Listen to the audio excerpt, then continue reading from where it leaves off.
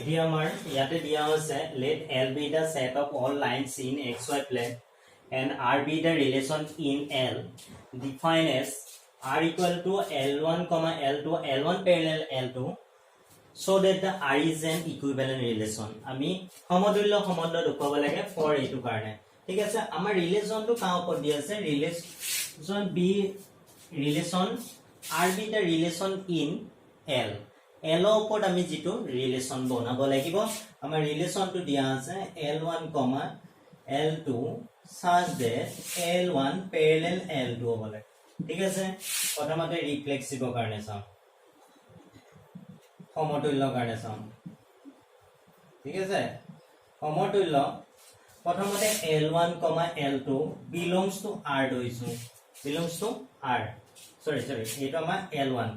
L1 belongs to R এতিয়া তোমালোকৰ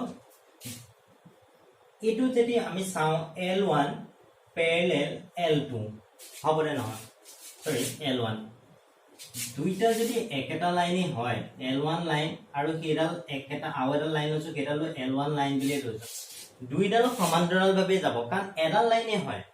এডাল লাইনে কি নিজৰ সমান্তৰাল হ'ব পাৰে কি কৈছো এডাল লাইনে নিজৰ সমান্তৰাল হ'ব পাৰে so L1 is parallel to L2 so it is reflexive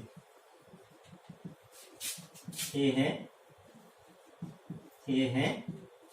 সম্বন্ধটো কি হ'ব সম্বন্ধটো সমতুল্য সম্বন্ধ সৰি এটা আমাৰ ৰিফ্লেক্সিভ টো আমাৰ কি হয় সমতুল্য হয় এটা আমাৰ সমতুল্য সম্বন্ধ নহয় এটো আমাৰ কি হয় সমতুল্য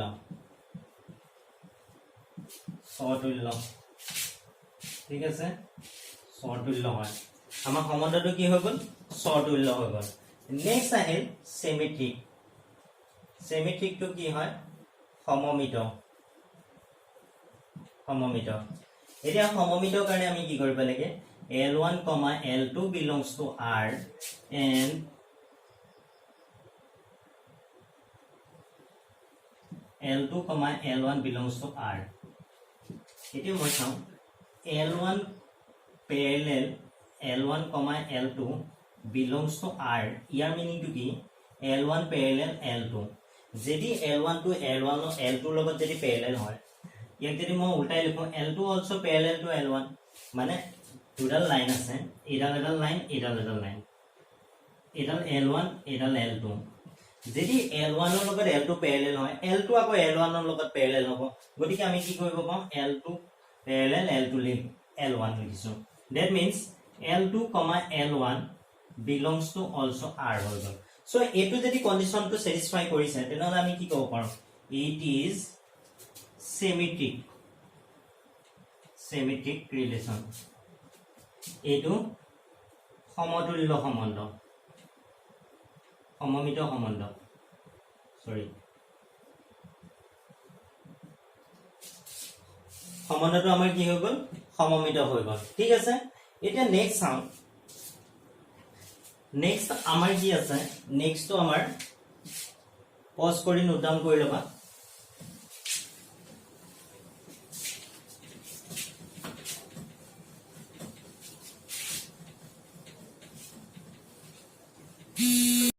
এতিয়া চাও আমাৰ ট্ৰানজিটিভৰ কাৰণে ট্ৰানজিটিভ টো চাও ট্ৰানজিটিভ টো কি আছে ট্ৰানজিটিভ মানে আছে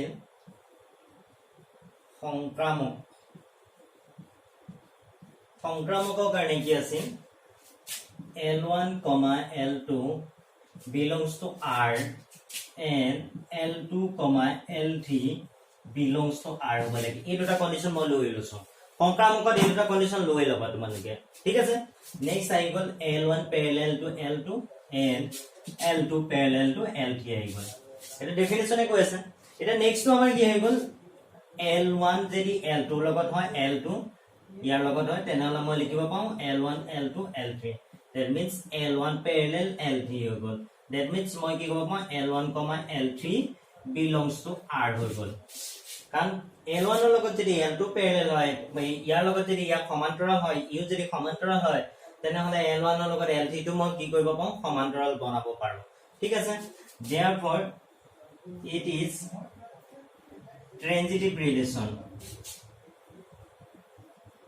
ট্ৰেনজিটিভ ৰিলেশ্যন ঠিক আছে এইটো কি সম্বন্ধ সংক্ৰামক সম্বন্ধ ঠিক আছে therefore given relation is equivalence relation ঠিক আছে আমাৰ যেটো সম্বন্ধ দিয়া আছে সেই সম্বন্ধটো therefore given relation is equivalent relation আমি কি ক'ব পাৰো ওপৰত যিকিটা আমি পালো প্ৰথমতে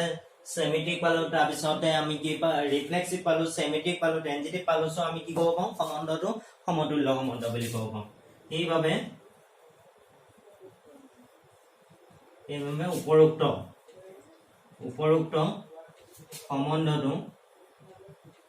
উপৰোক্ত সম্বন্ধটো এটা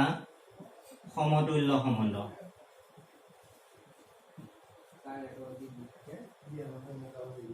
উপৰোক্ত যেটো সম্বন্ধ চলি আছিল সেই সম্বন্ধটো আমাৰ কি পালো সমতুল্য সম্বন্ধ পালো ঠিক আছে বুজি পাইছা নেক্সট আহি গল তোমাৰ নেক্সট যেটো পোৰশন আছে এটা আছে r is equivalent find the set of all lines related to y equal to 2x plus 4 এতিয়া চাও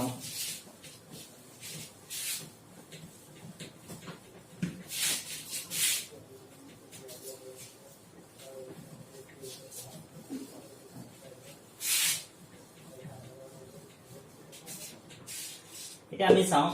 y equal to 2x plus 4 ৰ লগত যিমান বিলাক আছে সাপোজ এটা লাইন আছে এডাল হল y equal to 2x plus 4 এই ইকুৱেচনটো লাইনটোৰ ইকুৱেচন আছে y equal to 2x plus 4 এই লাইনটোৰ লগত যদি সমান্তৰাল ৰেখা বিলাক যদি আমি আঁকিব লাগে তেনেহলে মই এটা কথা জানো দুটা লাইন সমান্তৰাল হ'ব যদি সিহঁতৰ স্লোপ বা প্ৰৱণতাটো একেই থাকে ঠিক আছে এটা স্লোপ বা প্ৰৱণতাটো একেই থাকিবলৈ হলে এটা লাইনৰো স্লোপটো একে হ'ব লাগিব এটা লাইনৰ স্লোপটো কি হ'ব লাগিব একে হ'ব লাগিব তেতিয়াহে আমি লাইন বিলাক কি বুলি কম সমান্তৰাল বুলি কম এটো আমি অলৰেডি শিকিছো সো স্লোপ এতিয়া y equal to 2x plus 4 আমি লিনিয়াৰ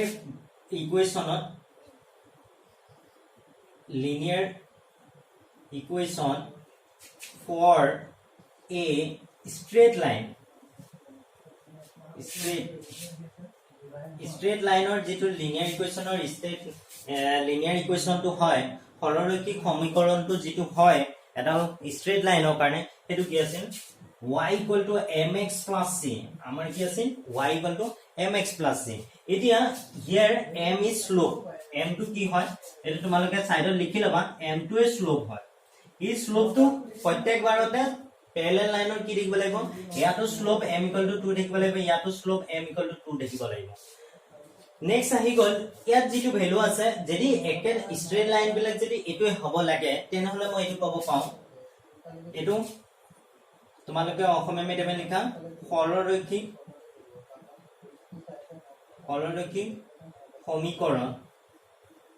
সমীকৰণ to whole y equal to mx plus c সৰলৰৈখিক সমীকৰণটো হল y equal to mx plus c এতিয়া now set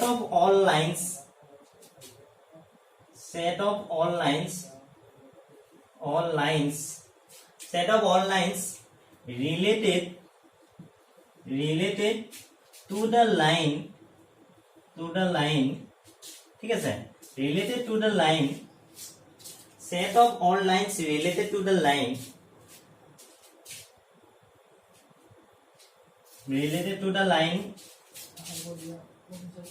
set of all lines related to the line which is y equal to mx plus c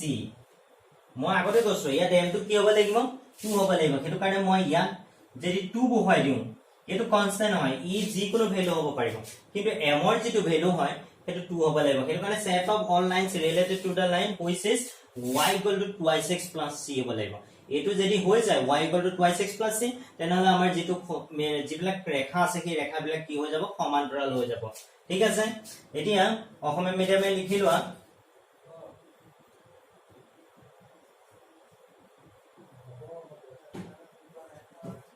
ৰেখাডালৰ লগত সম্বন্ধ গঠন কৰা ৰেখাবোৰৰ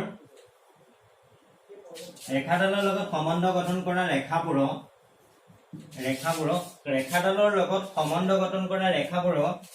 সমীকৰণটো হ'ল ৰেখাবোৰৰ সংগতিৰ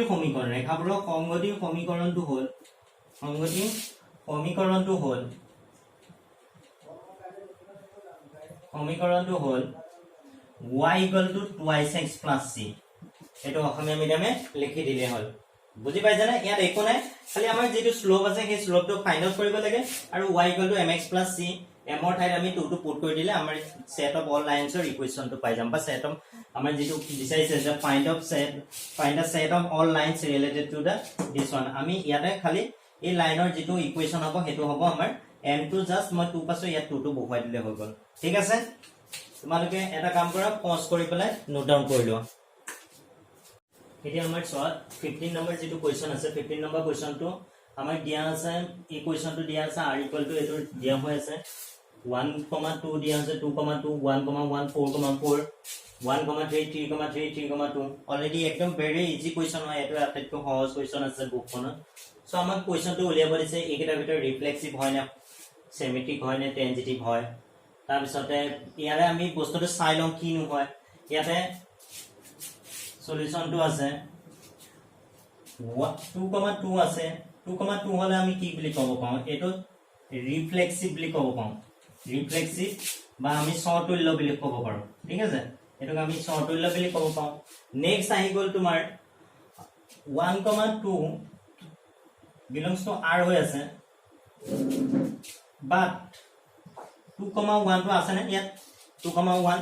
does not belongs to r ইয়াত নাই 2,1 আমাৰ নাই 1,1 এটো ধৰি লাভ নাই একিটা পেয়াৰ কিটা এটো পেয়াৰ একিটা পেয়াৰ আমাৰ কি হৈ আছে একিটা আমাৰ ৰিফ্লেক্সিভত সোমাই আছে সমতুল্য সোমাই আছে বাকিটা কি গল 1,2 আছে 2,1 নাই বাকি 3,2 আছে 2,3 নাই সো আমাৰ সেই 1,3 আছে 3,1 নাই সো আমাৰ একিটা পেয়াৰ নহলে আমি কি কব পাওঁ not symmetric আমাৰ কি নহয় সমমিত নহয় নেক্সট আহি গল তোমাৰ ইয়াতে আমাৰ চাব লাগিব ট্ৰেনজিটিভৰ কাৰণে সোৱা 1,3 আছে ঠিক আছে 1,3 আছে 3,2 আছে 3, কি আছে 2 হৈ আছে এটোটা যদি ক্যান্সেল কৰিলে মোৰ কি মান আহিব 1,2 অলৰেডি প্ৰথমতে আছে সো আমি এটো কি কব পাওঁ এটো সিমেট্ৰিক বুলি কব পাওঁ এই ট্ৰেনজিটিভ এটো কি বুলি কব ট্ৰেনজিটিভ সো এটো ট্ৰেনজিটিভ হৈ গল ট্ৰেনজিটিভ মানে আমাৰ কি হৈ গল ট্ৰেনজিটিভ মানে আমাৰ সংক্ৰামক হৈ গল সো আমি ইয়াতে যেটো বি নম্বৰ অপচন আছে বি নম্বৰ অপচনটো চোৱা reflexive and transitive but not symmetric এটো হল আমাৰ 15 নম্বৰ কোৱেশ্চন 16 নম্বৰ যেটো কোৱেশ্চন আছে সেই 16 নম্বৰ কোৱেশ্চনটো এনসাৰটো চেক কৰিব লাগে এটা 16 নম্বৰ কোৱেশ্চনটো আমাক দিয়া আছে a = b - 2 বুলি দিয়া আছে that means a - b = আমাৰ কি হ'ব লাগে -2 হ'ব লাগে মই বিটো যদি এফালে আনো -b হৈ গল so a - b = মোক কি হ'ব লাগে -2 ওলাব লাগে সে এতিয়া মই 2 হল মোৰ a 4 2,4 ত এটো b প্ৰত্যেকটোৰ এটো a এটো b ফাৰ্ষ্টটো a হয় সেকেন্ডটো b হয় এটা চাও 2 - 4 = মোৰ -2 হৈ আছে that means এটো স্যাটিসফাই কৰিছে আমাৰ যেটো কন্ডিশন দিয়া আছে এই কন্ডিশনটো এটো স্যাটিসফাই কৰিছে কিন্তু ইয়াৰ লগত আৰু এটা বস্তু দিয়া আছে সেই ৰিলেশনটো চোৱা b >